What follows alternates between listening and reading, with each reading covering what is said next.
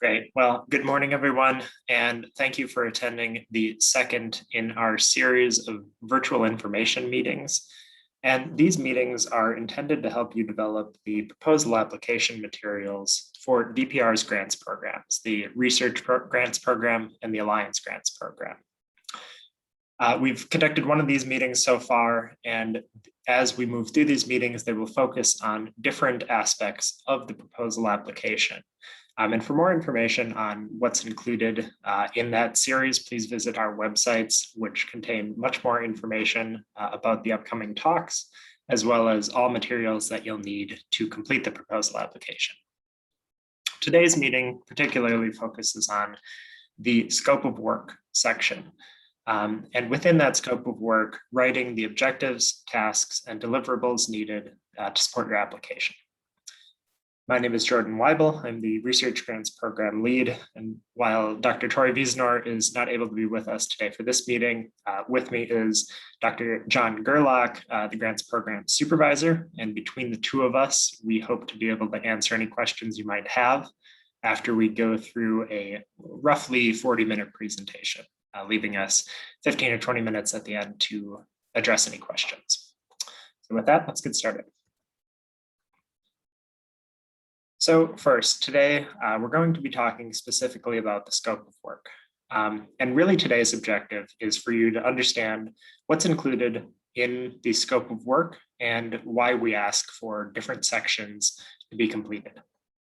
And then within that, how to succeed at writing the best versions possible of each of these sections. So the intended audience, and then sections for the project abstract, project summary, team members, goals, and then the objectives, tasks, and deliverables that support them. The scope of work generally proceeds from a broad description of the project down to specific implementation steps of the project.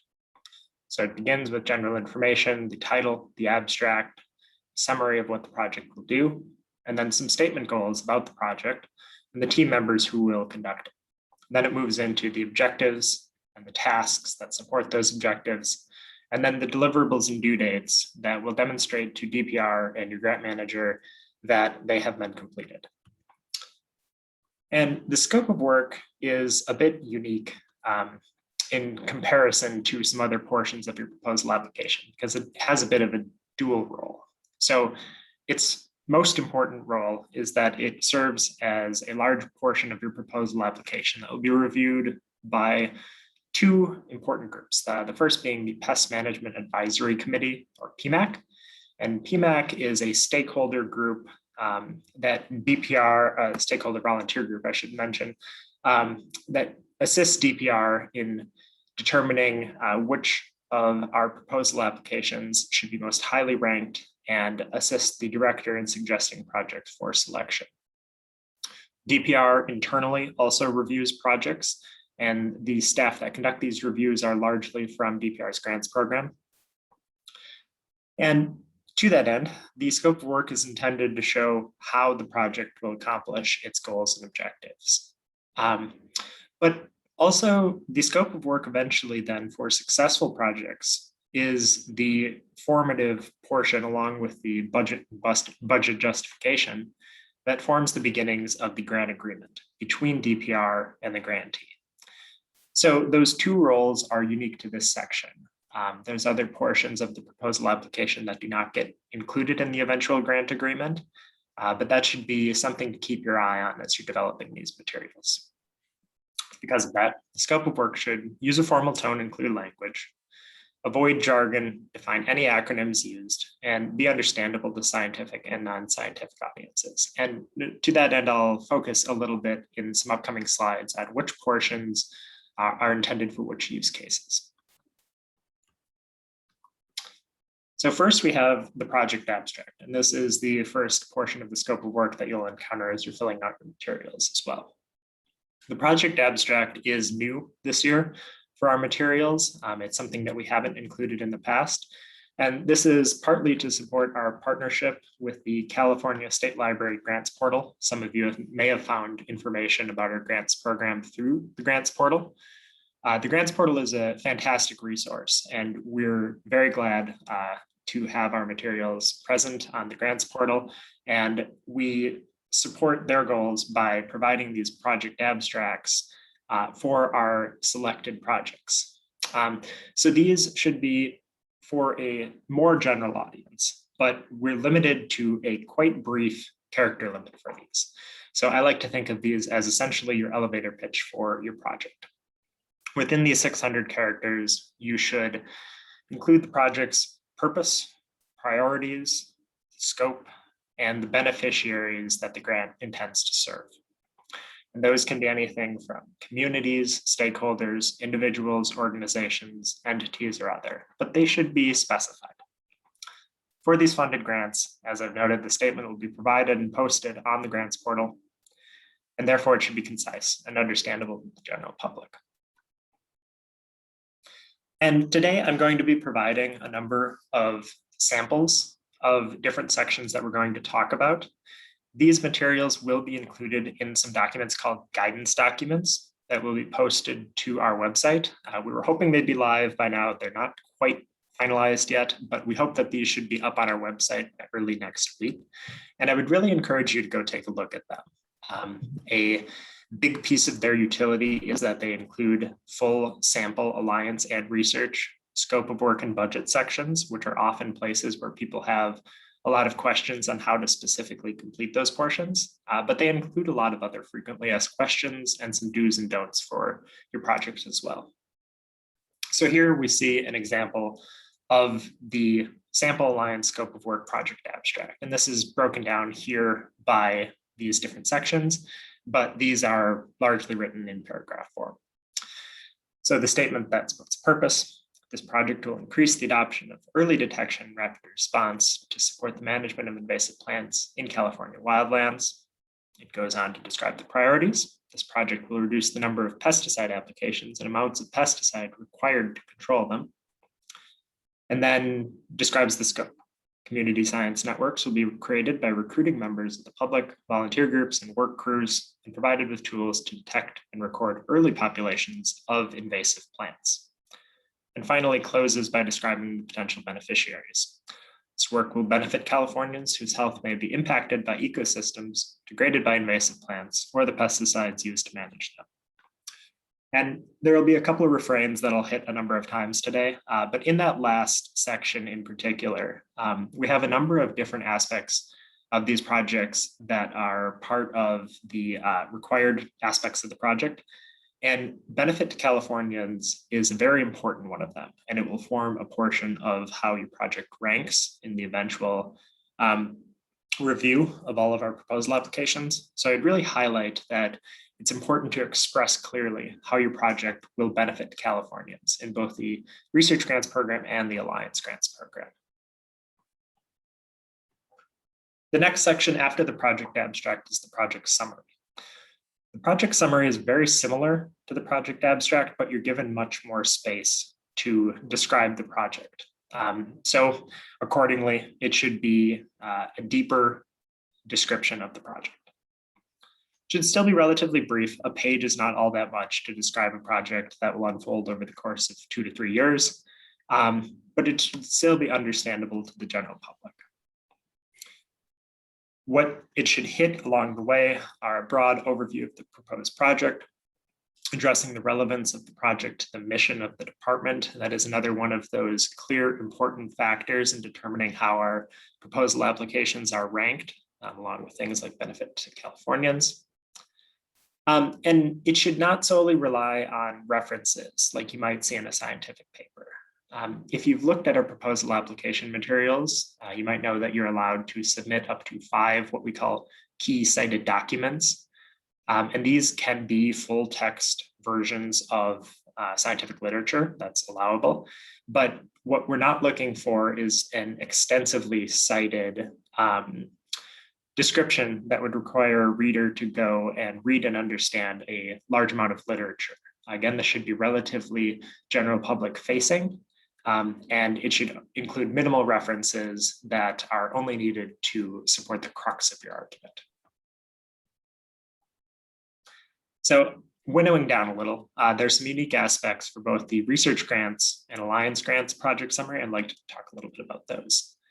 For the research grants, we do want to see in this section some of the scientific details. Again, this should be understandable to the general public, but it should be specified.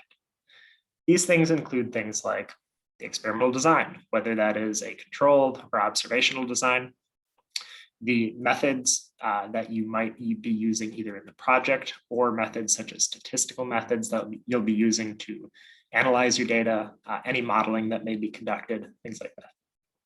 And then finally, that relevance of the project to DPR's mission.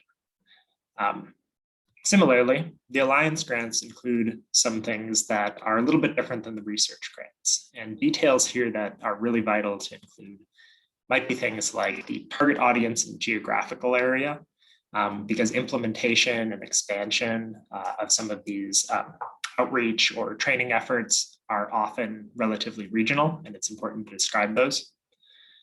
The outreach and communication framework that will be used, if they're trainings, how those trainings will be held, if there's networking involved, how that will be conducted, deployment methods for information, all of these things should be clearly described and understandable. From there, you should talk about the potential for implementation, expansion, and adoption of the IPM methods or practices that the project focuses on. This is really a core piece of the alliance grants, but it's important that each of those is present.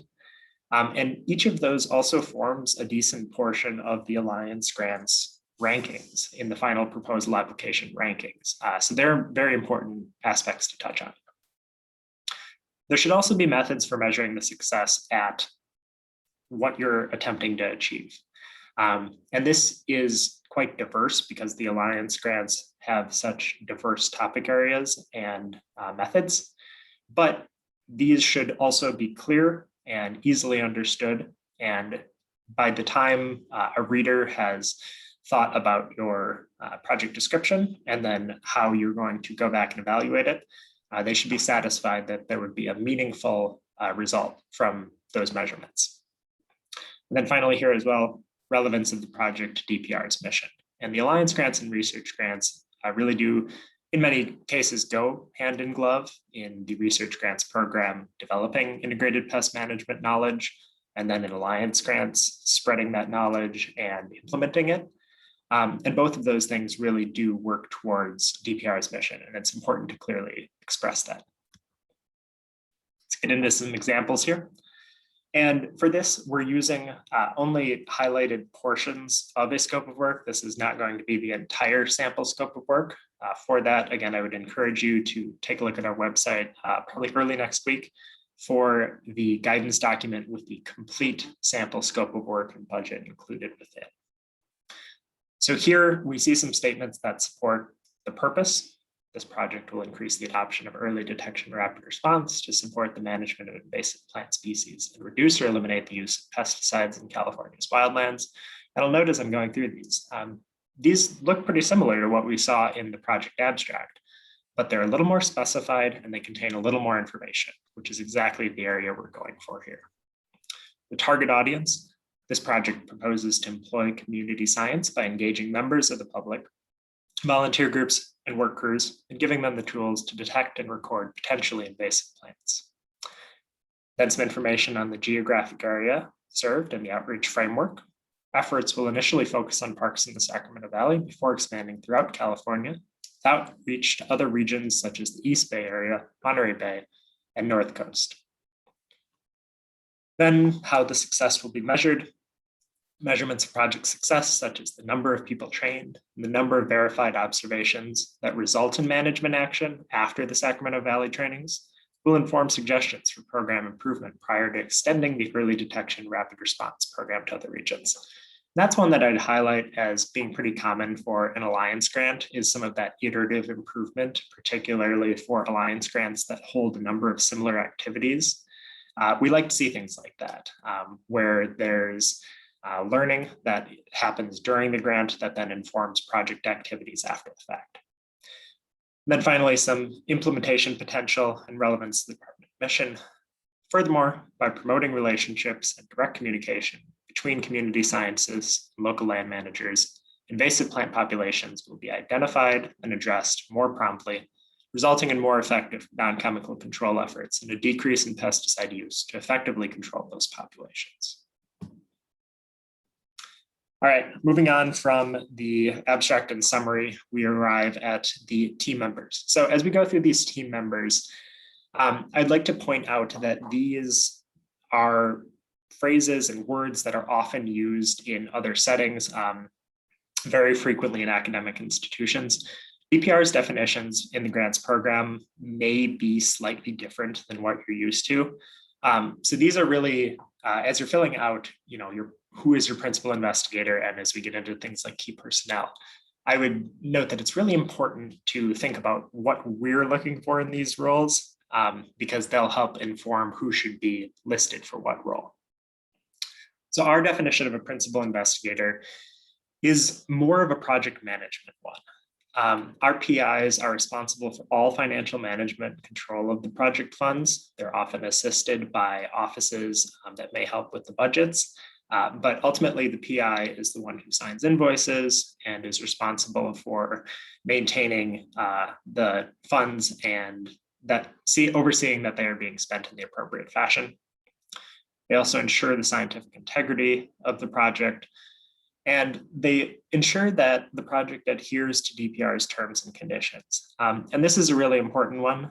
Our terms and conditions are posted on our website, and in your proposal application, you will also be certifying that you've read and understood the terms and conditions and you can adhere to them all. So there is a legal responsibility that accompanies that. And I would really highlight that it's vital that you read over and understand the terms and conditions before submitting your proposal application. If you have any questions on any of the terms and conditions or really any pieces of this as you proceed through, please visit our website, and there's a number of emails there for myself and colleagues that can help you understand these things in a deeper fashion as needed. The PI must personally participate in the project to a significant degree. It should not be a case where they're essentially conducting something like a pass-through project. And there may be cases where a co-PI is acceptable, but this is relatively rare. This is one of the stronger differences from some other grant programs.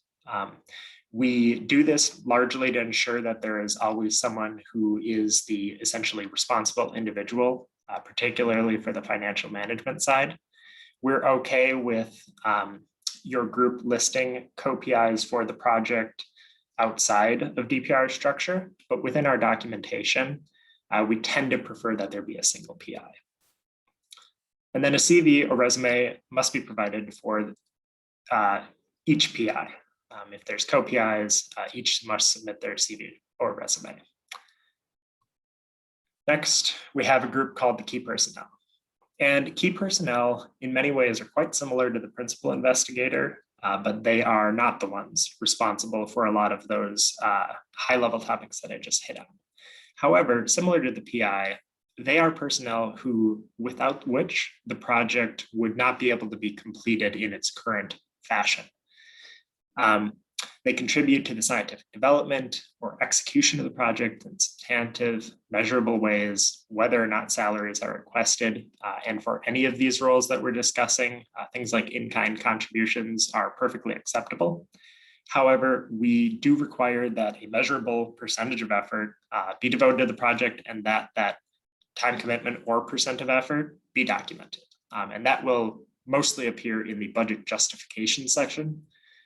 For more information on budgets, I would encourage you to attend upcoming virtual information sessions that are specific to the budgets, which is an area that often generates a lot of questions for people. This should not include students or staff that are not specifically required for the completion of the scope of work. And this is often lab members like laboratory assistants or undergraduate student assistants who may be a bit more replaceable in the work that they are providing to the project. CVs and resumes must also be provided for any key personnel in the application package. And similar to a PI, if the project is funded, any changes in key personnel would require a grant amendment, which is a formal change process to the grant that is a relatively intensive process. On the other hand, non-key personnel, which must also be included and listed in the project, are not required to be listed in such a specific manner. And this is due to their function being a little less specifically essential to the project.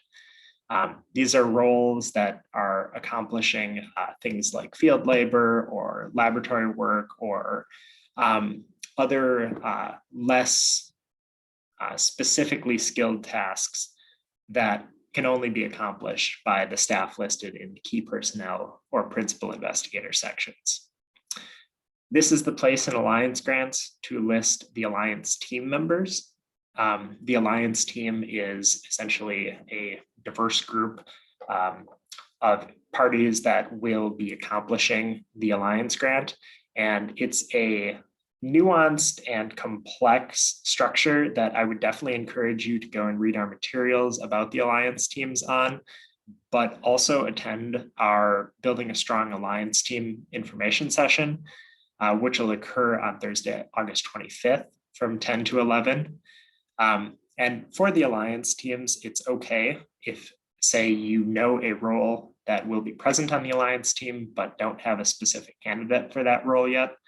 It's appropriate there, as well as for other roles that are paid personnel, to list something like TBD as a placeholder for those staff. Here's an example from the previously noted Alliance sample scope of work. And you can see here people listed as a principal investigator, some key personnel, and then some non-key personnel as well. All right, next we're going to move into a section that describes essentially the work broken down into increasingly specific sections. And the broadest of those is the goals of the project. The goals are general, bulleted statements, but what the project needs to accomplish to fulfill its stated purpose. These should be measurable and achievable. They should be specifically laid out, but they're relatively short and concise. Goals are closely correlated with the deliverables, and we'll talk a lot more about deliverables and what they support, but there should be a easily understood through line from the goals through the objectives, tasks, and down to the deliverables. Here's some sample goals from the Alliance scope of work.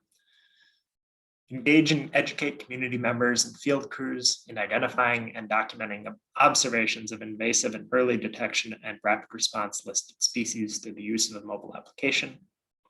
Devise a plan for land managers to verify observations submitted by community members and field crews and implement appropriate control, favoring non-chemical methods. Evaluate and refine the early detection and rapid response program for future adoption. Perform outreach by promoting and demonstrating the program in other regions. And then the counterpart goals from the sample research scope of work. Evaluate prophylactic treatments and delivery methods for suppressing Xylella fastidiosa in grapevine.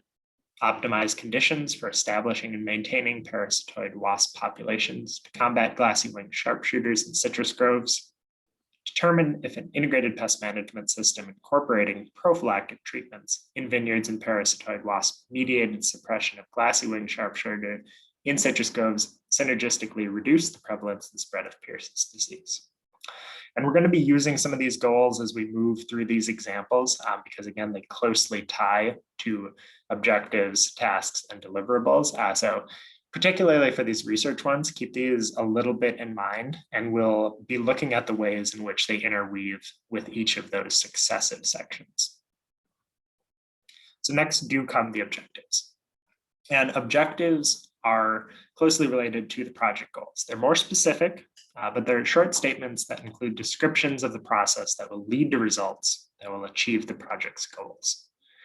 One or more objectives must be developed for each goal. So when you're writing your goals, definitely think about that how question because it's important that there aren't essentially orphan goals that no objective is clearly supporting.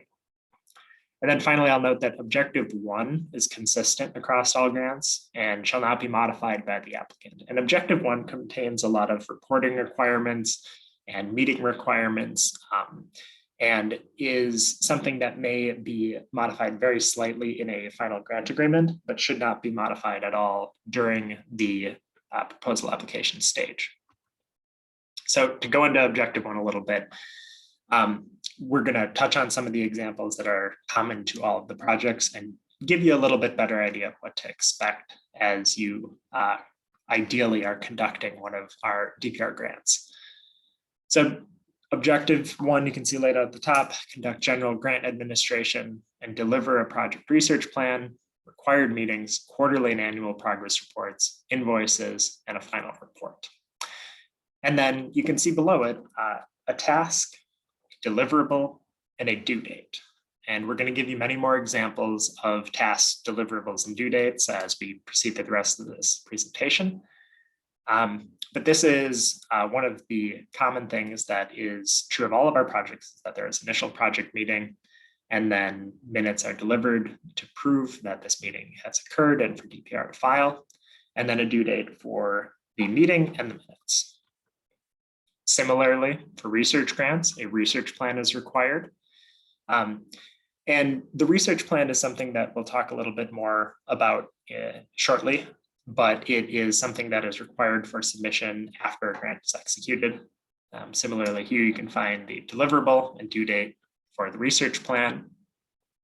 And all of these objective 1 tasks and deliverables are also great models to use as you're developing your other objectives, tasks, and deliverables for your project, along with the samples provided in the sample alliance and sample research scope of works. Next is the alliance grants, task 1.2, slightly different than the research grants, where there is an outreach plan rather than a research plan, but they fill the same role. They essentially show that your team has a well thought out plan that is quite specific about what will be accomplished during the grant and how it will be achieved. And then we jump around a little here all the way to 1.6, showing that there are annual reports due, and the full text of objective 1 can be found in our proposal application document, as well as in the samples that I have referenced a few times now. And then finally, another example in the final report, which must be submitted at the end of the grant. And I will say with the final report, this is one of our most important outcomes from our grants. And it's something that we really highlight as perhaps the most important deliverable from these projects. We intend to share and promote the results of our grants widely. And the final report is one of our best tools for that. So we really focus in on this one as one of the most important high quality tasks and deliverables that are achieved by the project. So let's talk about some examples of objectives developed by grantees, by you guys. And here's one from the research scope of work. So for this one, I would call back to that goal that we talked about a few slides ago. And you'll see it reproduced here. The goal: evaluate prophylactic treatments and delivery methods for suppressing Xylella fastidiosa in grapevine. And we see an objective written here that is very similar, but a little more specific and chunks out a portion of that goal to be achieved in this objective. Identify the most effective prophylactic treatment and delivery method for suppression of Xylella fastidiosa in grapevine. So moving on to tasks. Tasks are what support the objectives. And you've seen a couple examples as we moved through objective 1. But tasks are really the nuts and bolts of how the project is going to function. These are descriptions of the step-by-step work plan activities that must be successfully completed to achieve the stated objectives. They should be very closely correlated with those objectives and placed within the appropriate objective. These include things like modeling, experiments, analyses, field trials, meetings, developing training materials, conducting surveys, and myriad other activities. This is nowhere near an exhaustive list. But tasks generally do generate data and other end results, which are then reported in the deliverables. Here's a sample from the research scope of work, and this one is following that line down from the goal that we've looked at to the objective that we looked at. And now here is a task under objective 2, listed as task 2.1, that begins to achieve what we've stated in objective 2. So task 2.1 is a greenhouse study to assess the effects of 3 different foliar sprayed antimicrobial compounds on Xylella fastidiosa in grapevine. And then after that general statement about what the task is, there is information provided about what exactly that means. And I'm going to touch on this in a slide or two, but I would like you guys to take a second to read this description and think about how it is threading a needle in that space between too specific and too general. And that's a really important skill to be looking to develop as you're writing these tasks. Tasks that are too specific pigeonhole the work into a space where it's hard to make the needed adjustments during the life of the project. And then tasks that are too general don't give enough information on what is being accomplished for an effective review of your tasks to determine that you do have a concrete plan for how to do the work. So I'll just give you a second to finish reading that before moving on here.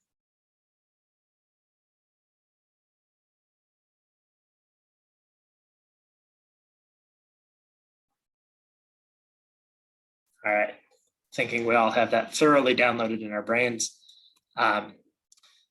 Here's kind of what I'm talking about.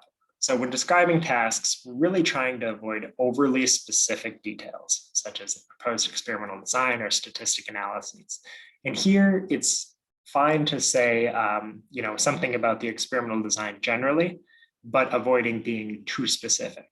Say the locations of your blocks or the exact number of plants in a replicate or something like that. Those are details that are appropriate to include in other portions of your materials. Question 4 of the grant application, which for the research grants, for example, is requesting information on your scientific methods largely. And for the Alliance grants on the outreach methods. Those details are perfect for that section of your application, but not as great for your tasks. So try to make that a difference. We try not to be overly redundant in what we're asking for in these materials, and they should essentially be written for different audiences.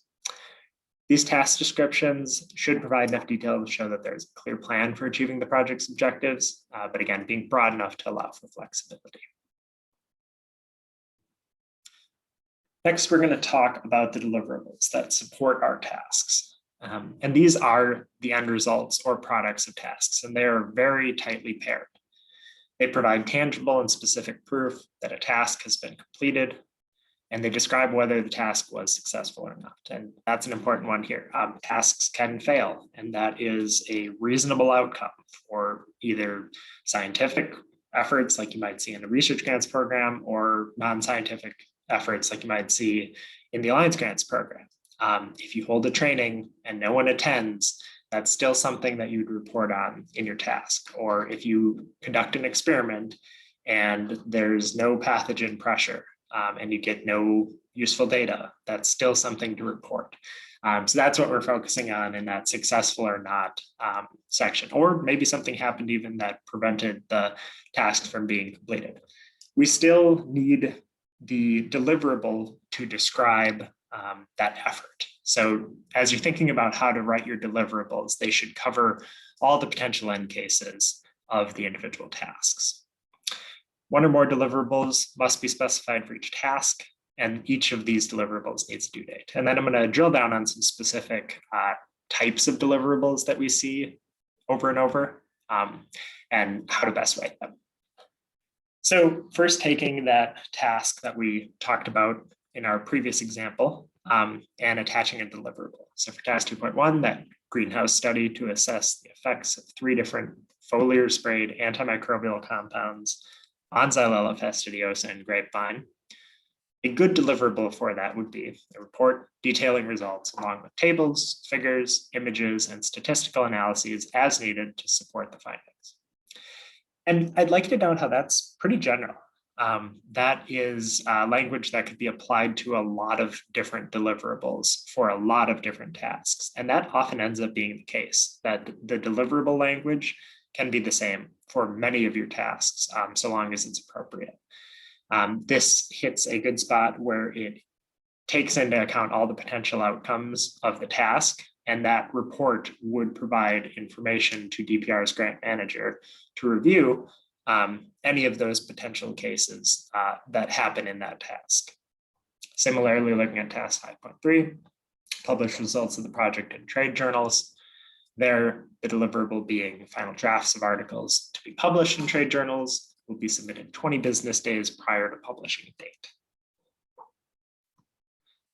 And so for these, we've kind of given these sort of names.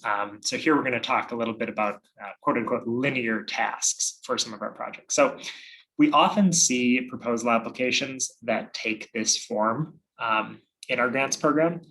And there's some specific considerations here. What I mean when I say a linear task or a linear project is essentially something that relies on the completion of the previous task. And this could be, say, as we note here, a field trial that is conducted, and then another task that analyzes the result of that field trial.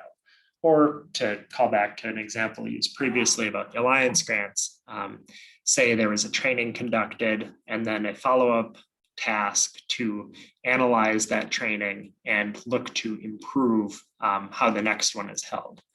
Those would be linear tasks that rely on the previous task or tasks to be completed before undertaking the next one.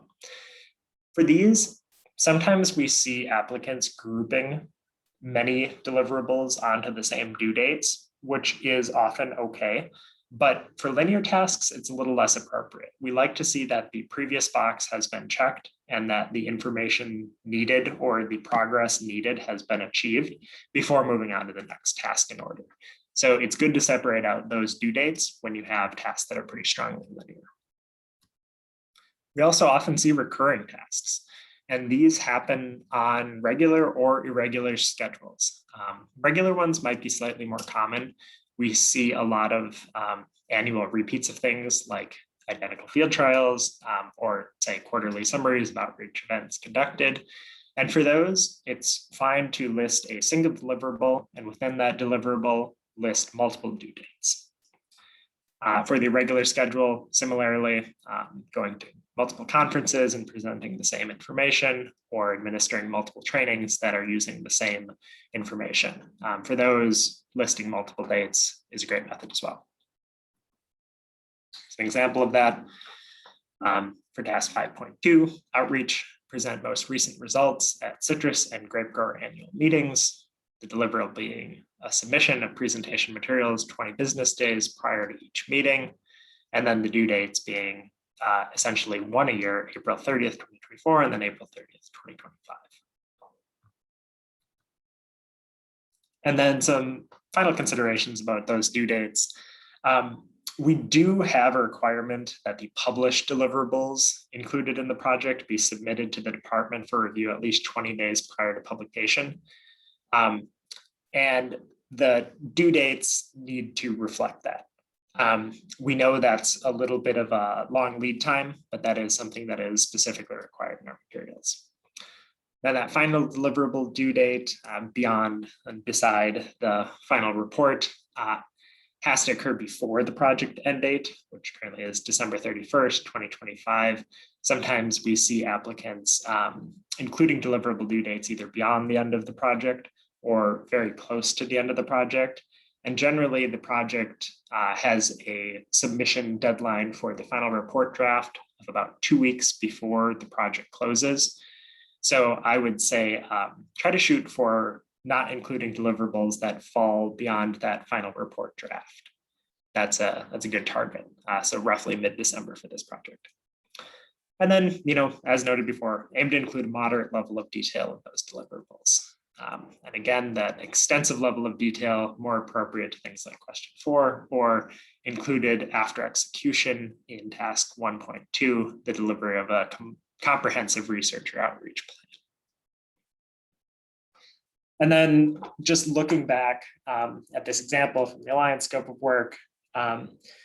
So the project generally employing community science for early detection and rapid response to optimize control of invasive plants in California wildlands. The goal that is supported by the successive here objective task deliverable, the goal being engage and educate community members and field crews in identifying and documenting observations of invasive and early detection and rapid response listed species through the use of a mobile application. The objective that supports part of that goal, prepare members of the public and field crews to participate as community scientists in monitoring for early detection and rapid response species. A portion of that objective is supported by the task, produce instructional materials, create digital content to teach community scientists how to identify plants and use CalFIDA to record observations. This content will include instructional videos demonstrating the process of monitoring and recording observations in the field. Part of this effort will include creating a social media page to host this content and communicate with community members about the project and upcoming trainings. And just briefly on that one, this is another great example of a task that is written with the appropriate level of detail. We see here something that is specified, but not overly specified. There's flexibility here, but we have enough to understand what the intent of the task is and clearly see that it does support the objective. And then finally, the deliverable for that task, files of all content created, along with the web address for the social media page. Files will be sent to the grant manager by email at least 20 days prior to publication for review and approval by DPR. And then last section here, some general reminders and tips for success. We've touched on most of these. Avoiding linear timelines where deliverables depend on prior deliverables is often to your benefit. Linear project structures are probably the most likely to experience significant delays for unforeseen reasons. And this occurs with essentially all projects. Weird stuff happens, and we know and understand that, and we try to accommodate that on the front end by avoiding some of these structures. Defining acronyms is really important the first time they're used, and avoiding jargon. Again, the scope of work document in particular is something that should be general public facing. It should have competent and sound scientific reasoning, but be readable by the general public. I can't hammer this one enough. Read the applicable terms and conditions. We have on our website versions for University of California or CSU applicants and non-University of California or CSU applicants. They're quite similar, but have some specifics that are individual to each group. So try to look at the right one. And then verify that none of those terms are violated within the proposed scope of work. And that is the responsibility of that principal investigator who submits the project. For example, no travel outside of California is allowable. It's something that we often see PIs including, say, travel to a conference to present results that's out of state. Unfortunately, we as the state of California department cannot fund that travel. Make sure to proofread the entire document. Make sure those due dates are correctly recorded in the table that summarizes them. It's important to come across as clean and professional in your documents here. It's something that can cause a reader to detract from your ranking just by essentially noting sloppiness. So this is it's important that this document, which in particular gets incorporated as a basis for the successful proposal applicants' final grant agreements, be clean and correct. And remember that all reviewers will also read the grant application. So try not to be overly redundant in your answers to questions 1 through 4, for example, and the scope of work and budget. They have different purposes. And for more information on those, within the proposal application, there actually are quite a few specifics on how reviewers are going to read and understand and what we're going to be looking for as we review your applications. But if you have any further questions on those things, those are great topics to either attend future virtual information sessions or reach out to some of the grant staff directly. And again, there's emails for folks like myself and Dr. Tori Wiesenor, who's the lead of the Alliance program on our websites, as well as a great central email that we check daily. That is, I think it's DPR PM grants solicitation@cdpr.ca.gov. That's on our website. You don't need to memorize that. And you can see some of these details here. So learn more on our website and at our future virtual information sessions. Feel free to email us at that listed email if you can't figure out what you're looking for from reviewing our materials on our website. And with that, I would love to transition into some Q&A. So it looks like we have about 15 minutes here. I'm happy to stay on a little bit past if people have lots of questions. But at this point, we can open up the floor and you can feel free just to unmute yourself and ask a question, or if you are more comfortable with it, you can pop it in the chat and I can read it and respond to it from there as well. Jordan, I have about 4 points I'd like to make real quickly. All right. And again, this is Dr. John Gerlach, who's the grants program supervisor. I'll turn it over to him. Jordan gave you all a great detailed analysis of our programs and gave you a lot of great advice. I just wanted to step back and kind of give you the big picture after all of that, because it's going to be pretty overwhelming, I'm sure, to see it for the first time. So the things you should know is that all of the grant managers are scientists, and all of them have written their own grant proposals. And a lot of these requirements aren't to meet some bureaucratic hurdle. They're essentially, we have to balance our desire to have your project succeed with the legal and business requirements of managing public funds. And, so we're always balancing that. We're trying to help you present your project in its best light through this whole process. And we're trying to expedite the award and signing process. And finally, we're trying to avoid the need for formal amendments, because COVID has taught us how much time they can suck up.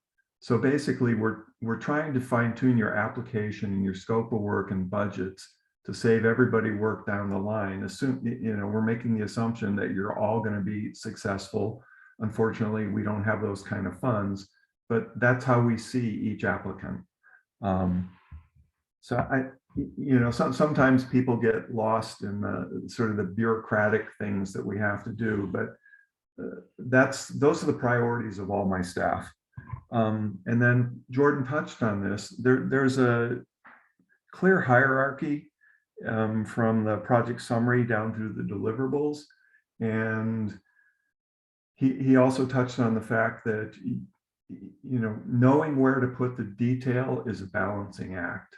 So just be aware of that when you're struggling to come up with a one-page scope, project summary, that if you need to cut out some of the deliverables, they will either be in that task 1.2, or they'll show up more explicitly further down the hierarchy, an objective or a goal or a task or the deliverable.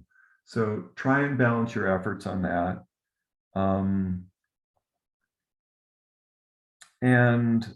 With regard to the members of the grant team, the reason why we're so specific about who can do what is when you read who can be a PI versus who can be a key personnel, is if you read the terms and conditions, changes to any of those two categories require a formal amendment, which is a time-consuming process. And we'd rather not put you through that. So we ask that you be very careful and read the definitions and the terms and conditions, and perhaps contact my staff to get advice on that. And the last one is, Jordan touched on the 20-day business review of projects or of communications and publications that go out to the public.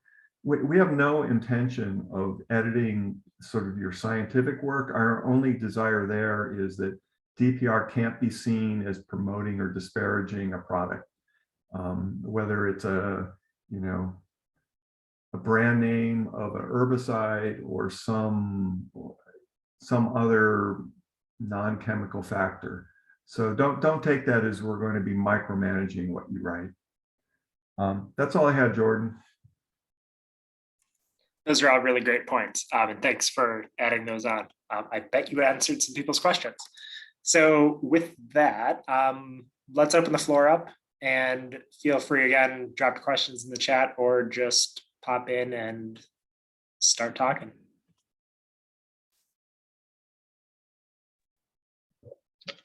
Hello, this is Moj from Biohumanics. The question Hello. I have is references. If you're on a cutting edge of some kind of technology and there aren't too many references, is that still required to outline many references by any chance?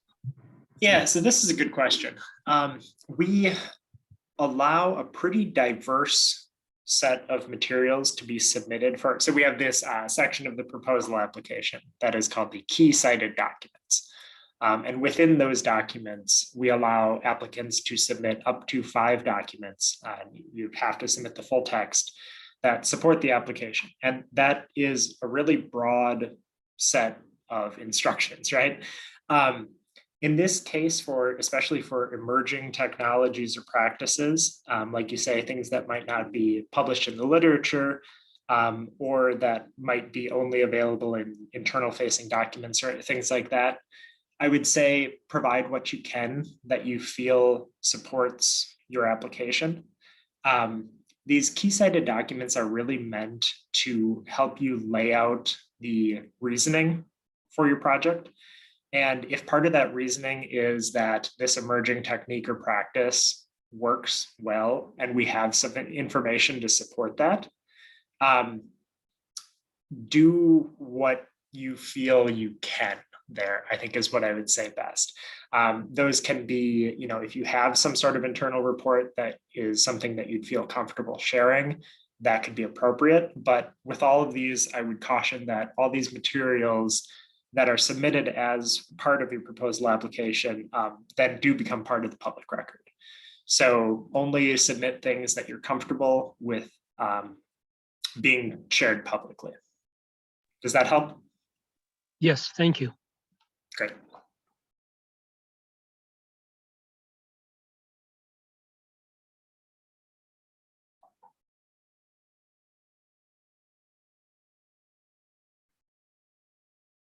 And I'll also mention right now too, we're perfectly happy to answer questions on things outside the scope of work content we talked about today. It was, obviously the core focus today, but these info sessions will touch on a number of different topics, and the proposal application process includes quite a few different facets. So if you have questions that are burning on some of those other topics, definitely feel free to jump in with those too.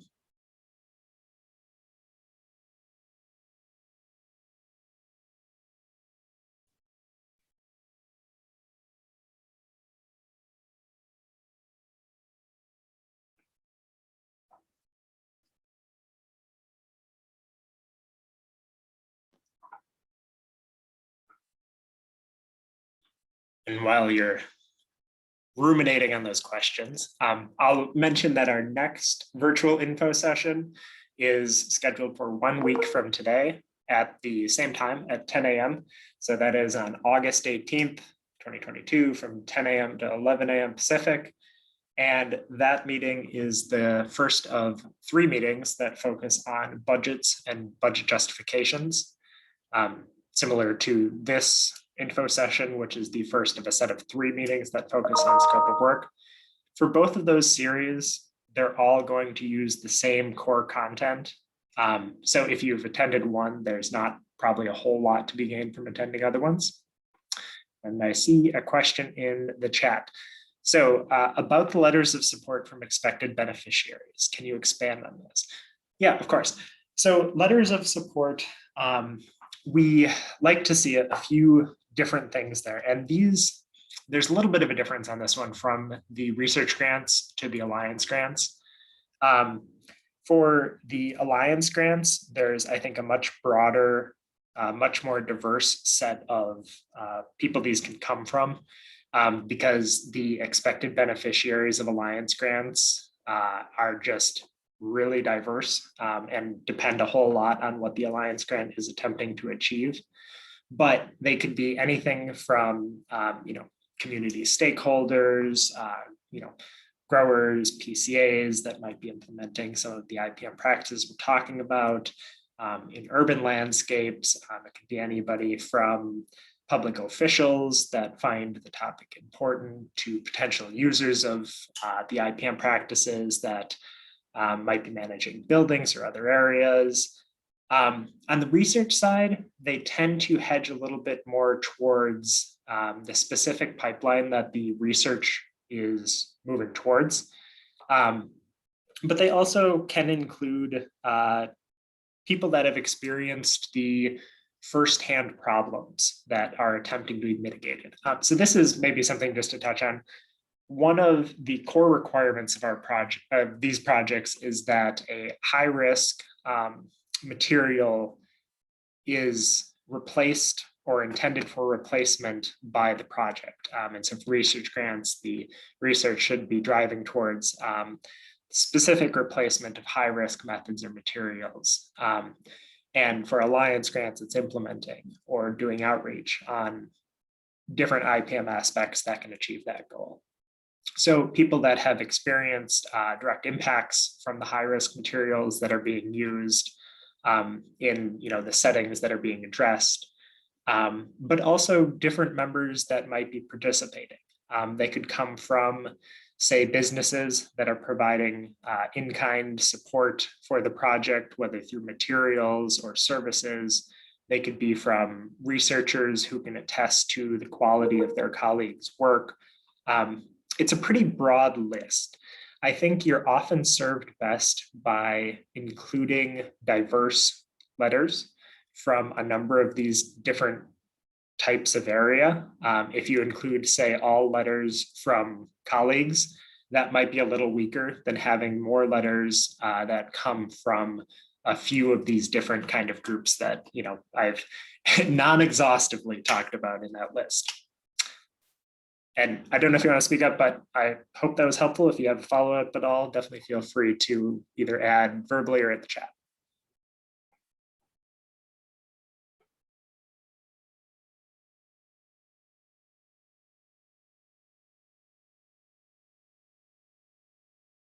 All right, great. Seems like I closed that loop. Cool.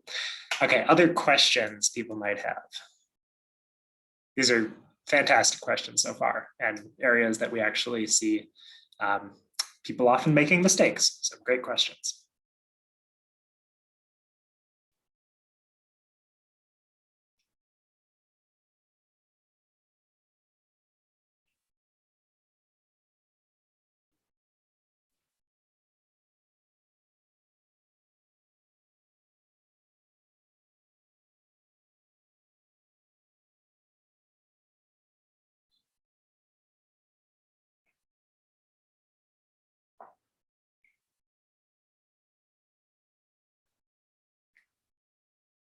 And I see we're getting pretty close to the end of our time here. So I might give it another minute or two. So if you have any of those final questions, now is the time to pop in and let us know. Otherwise, I'll be closing us up in very short order here.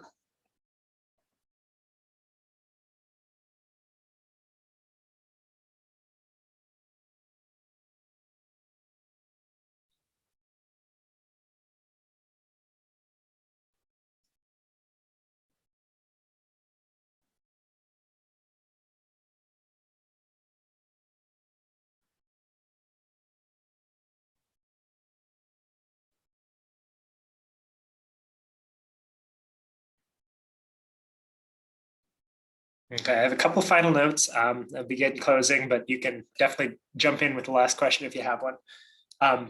So the recording from today's session, as well as recordings from all of our sessions, will be posted to our website.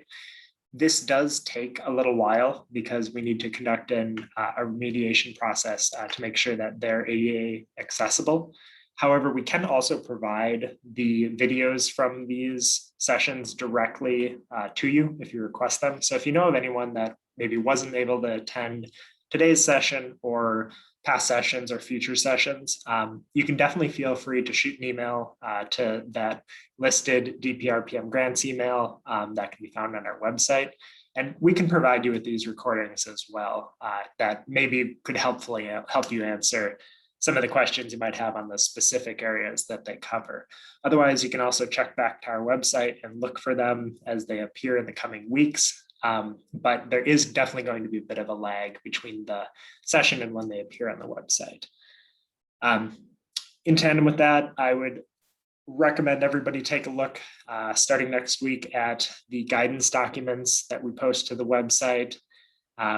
As you're developing your proposal applications, they hopefully will be great resources in answering a number of the questions you may have. Beyond that, I would encourage you to attend our future virtual information sessions, which are all linked from our main page and can also be found in the proposal application materials themselves. So with that, I'd like to thank you all for attending. I really appreciate the attention and the questions. And I hope you all submit great proposal applications.